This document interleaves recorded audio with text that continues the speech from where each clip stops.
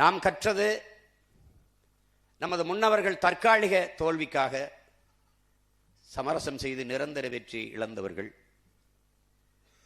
தற்காலிக வெற்றிக்காக சமரசம் செய்து நிரந்தர தோல்வியை தழுவிக்கொண்டவர்கள்.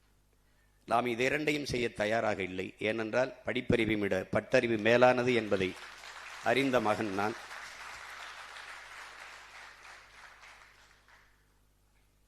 நிறைய தோற்று இருக்கிறோம். குறிப்பாக என் பிள்ளைகள், குறிப்பாக நாம் தமிழர் கட்சி பிள்ளைகள்.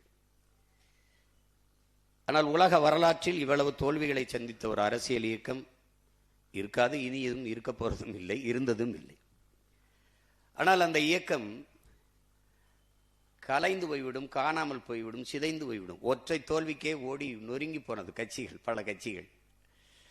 இத்தனை முறை தோற்றும் சற்றும் தளராத அப்படியே அதே உறுதியோட ஒரு கட்சி இருக்கிறது என்றால்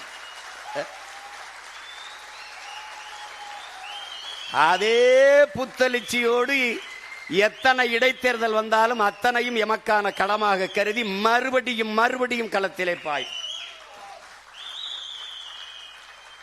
ஏனென்றால் இது எலி வேட்டையாடுகிற பூனை அல்ல, இது பகையை வீழ்த்த வந்த புலி என்பதை தமிழ் பேரிட மக்கள் புரிஞ்சுக்கணும்.